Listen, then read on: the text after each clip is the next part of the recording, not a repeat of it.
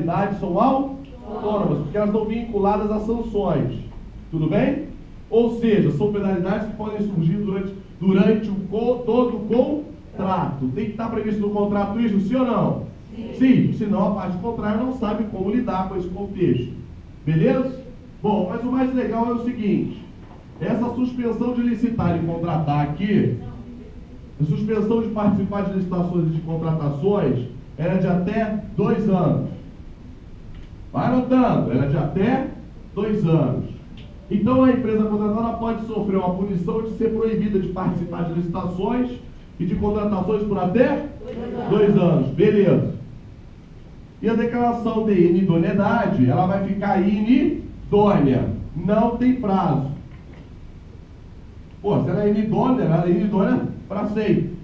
Até ela tentar tirar o nome sujo dela.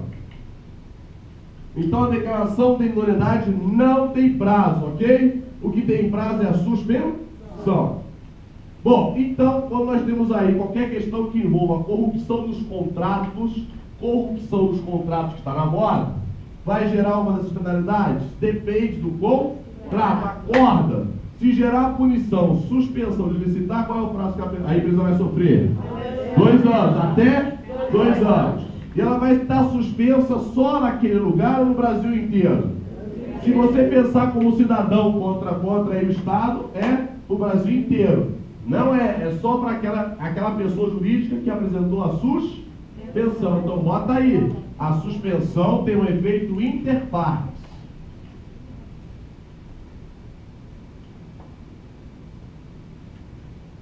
Por isso, quando nós pensamos na suspensão, a declaração de idoneidade não. Ela tem efeito erga omnes. Declaração de idoneidade, efeito erga omnes.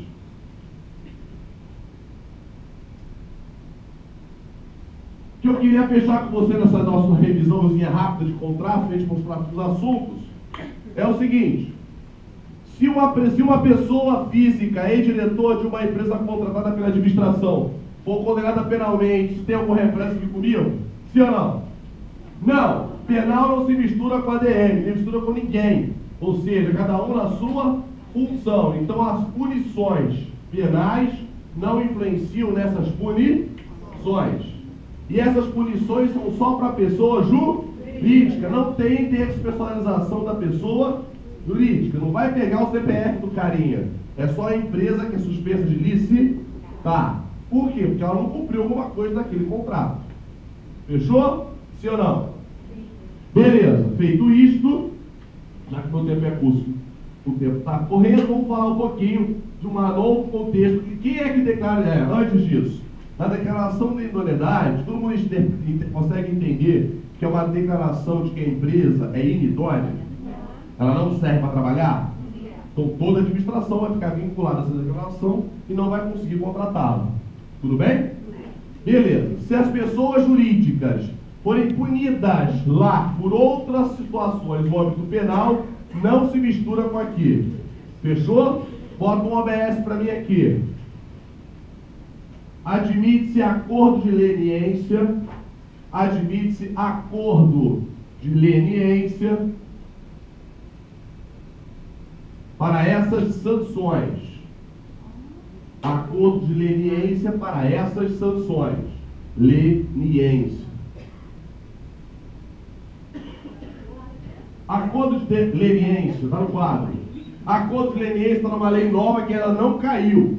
O acordo de leniência é como se fosse uma delação premiada. Vai dedar outra empresa, vai dedar outro fornecedor que praticou uma atitude que faz com que aquele contrato se torne inexecutado.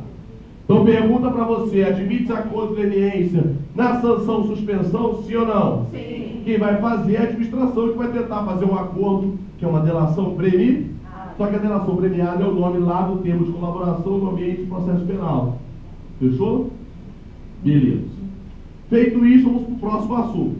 Vamos lembrar o seguinte, que a sua prova vai ter questão que envolva a competência da administração de regulamentar e do poder de polícia. Vamos botar no caderno então agora, poder de polícia. Tem que correr aqui.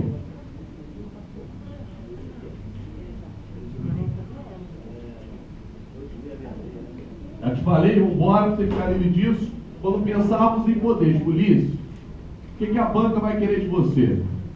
O poder de polícia é simples. Qualquer historinha triste que ele te contar, quando ele te narra que a administração pública está limitando um direito nosso em prol da coletividade, isso é o resultado do poder de polícia. Então, qual é a palavra-chave do poder de polícia? Limitação. Então, bota aí. Poder de polícia é qualquer limitação individual. Acorda. E toda limitação individual que é feita pela administração por ato administrativo faz com que a gente sofra em prol da coletividade. Lembra da lei seca, que é o exemplo que eu sempre falei para vocês, que estão cansados de escutar isso. Quem não escutou, escuta agora. Toda operação lei seca é o exercício de poder de polícia. E o exercício de poder de polícia tem três grandes características. Quais são? Fala a sigla para mim aí. Coercibilidade, é coercitivo, auto-executório e discricionário.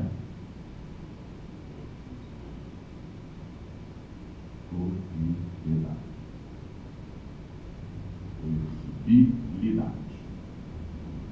Então, o nosso DAC do poder de polícia faz com que essa operação lei seca no nosso dia a dia, de todos os lugares do Brasil, nos mostra que ele não para todos os cargos, como eu sempre falo, é discricionário. É auto-executório, que não precisa do poder judiciário. E também é coercitivo. Coercitivo porque ele mandou você parar, você tem que parar. Isso aqui, essas três palavrinhas são importantes para você entender qualquer pergunta que ele fizer. Ele vai te contar uma história triste que o município X interditou uma rua para facilitar o passeio dos cachorros do prefeito. Pergunta-se sobre a situação hipotética acima, analise as afirmativas abaixo. Aí você vai olhar para a situação e falar que absurdo, né? Só que ele não quer que você julgue a situação. Ele vai perguntar, pode ser pelo poder de polícia. Neste meu exemplo, essa limitação da rua, a interdição na rua para permitir passear o cachorro do prefeito, tem alguma coisa a ver com uma limitação individual nossa em prol da coletividade? Não. É para favor de quem? O prefeito. Então passou a ser um privilégio para a autoridade. Então não é mais poder de polícia, aí é prerrogativa, aí é um direito, pode ser previsto numa legislação, mas não é poder de polícia. Fechou? Poder de polícia é qualquer coisa na nossa vida em prol da coletividade. Beleza? Próximo assunto. Temos um tema que é muito comum também ser indagado, é sobre poder regulamentar. Ninguém vai te perguntar conceito, mas como nós temos aquela situação que vocês escutaram aí por mais de uma hora, com a cabeça, inclusive sobre repartição de competência para legislar, compete à União, compete ao Estado, compete aos municípios, a gente sabe que compete à União, que regulamentar. Regulamentar o quê? As leis. Como é que a União regulamenta as leis, os estados e municípios regulamentam as leis? Via decreto. Então, em prova não tem erro. Decreto é o quê? Regular, acabou, não tem sinônimo. Não pode marcar, nem pensar diferente. Poder regulamentar é o poder que tem a administração pública de explicar a lei via decreto. Então, ele regulamenta, ele explica a lei. Bom, ele pode explicar a lei falando um pouquinho mais? Pode. Pode falar de forma diferente? Não. Pode inovar o decreto? Mas ele tem que sempre envolver o mesmo assunto. Então o poder regulamentar é sempre vinculado a lei. Beleza. Aí depois ele vai perguntar alguma coisa sobre ato normativo. Então vamos botar aí poder normativo.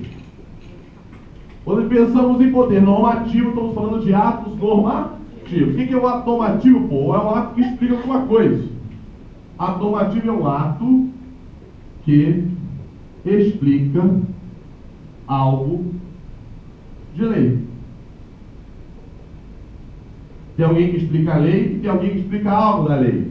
Então sai uma portaria, sai uma instrução normativa, sai um ato qualquer. Quando enxergamos esse contexto, estamos pensando em atos normativos.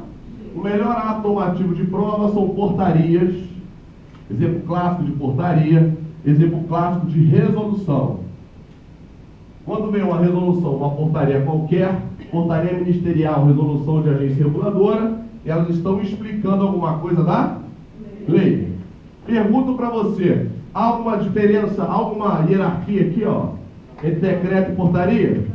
Não, porque ambos explicam a lei. Se não tivermos um decreto, a portaria é autônoma, sim ou não? Não, porque a portaria explica alguma coisa da lei. Só existe decreto autônomo quando ele fala alguma coisa não prevista em lei. Só existe portaria autônoma quando ela explica alguma coisa que não tem previsão na lei. E não existe a possibilidade de termos juridicamente um decreto ou nenhuma portaria autônoma. Todas estão amarradas na lei. Fechou? Bota o OBS. Nós temos que lembrar das agências reguladoras.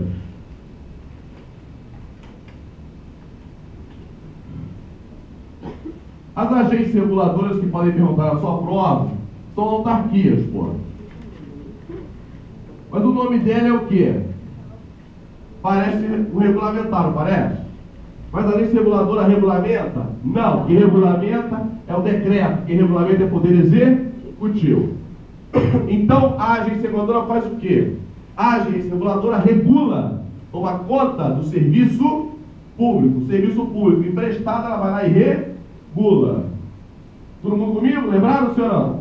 Então qualquer agência reguladora, federal, estadual ou municipal, ela tem a função de tomar conta do serviço público descentralizado, normal. Mas o mais interessante é que elas prolatam atos com autonomia. Bota no caderno. Prolatam atos com autonomia. O fato de eles prolatarem atos com autonomia não significa que são atos autônomos. Bota aí, mas não são atos autônomos. Como eu disse a você, vinculado aos poderes, ninguém tem a possibilidade de fazer ato nenhum sem amarração na lei. Então a agência reguladora tem uma autonomia técnica, tem autonomia de escolher a melhor tarifa do seu telefone celular,